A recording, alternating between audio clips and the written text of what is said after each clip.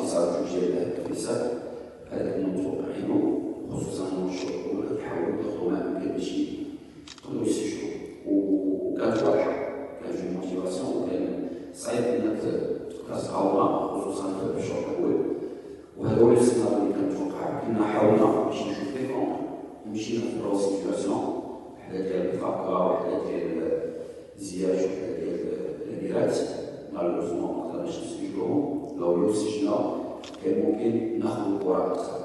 مي الشوط الثاني كنا حسينا أنه عزم غادي يخرج، مي كنا خصنا نحرمو من الكرة، يخرج ما يبقاش الكرة، وهذا هو السيناريو اللي يتحقق من الشوط الثاني. قدرنا ناخذ الكرة أكثر، نخليوها لنا ونخليهم يجريو ويتعبوا ونحلوها في التيروس، وما شوية شوية كيفقدوا الأمل، وهذا اللي زاد علينا وقدرنا نسجلوا ديال الأهداف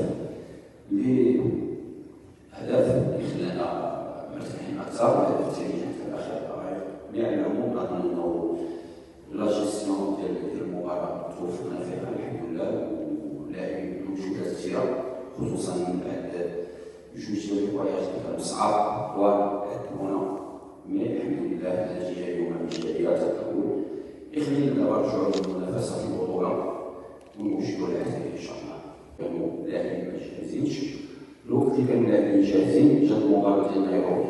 هاد المباراة خديت فيها ريسك، خديت ريسك كبير، دخلت تشكيلة غير متوازنة، لأنه ملي كنشوف غادي يواجه الفريق اللي هو متواضع، فهنا خصنا نعطيو اللاعب، لأنه شوف شنو جينا من هاد الماتش هذا صعيب، عندنا تيران الإفراط، عندنا مكان، عندنا الماس، مباريات صعيبة.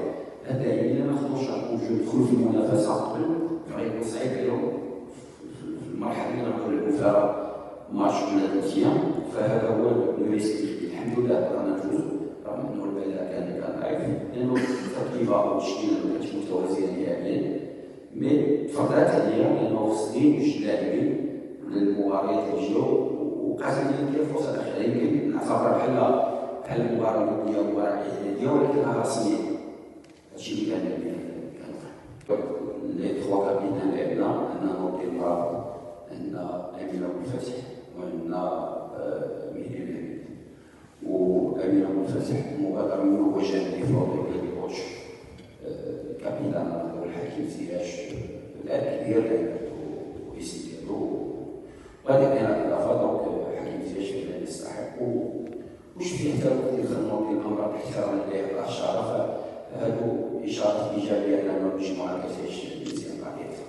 في ماتشات أخرين حتى في البطولة حتى قبل التوقف وخدمنا مي خصنا نزيدو مازال نأكدو الأعمال، مازال نزيدو نخدمو أكثر لا فينيسيون، ونتمنى نوفقو لأنه نقدرو نسجلو الأهداف في بداية المباراة، ممكن لي سيناريو تغيرو ونكونو مرتاحين أكثر.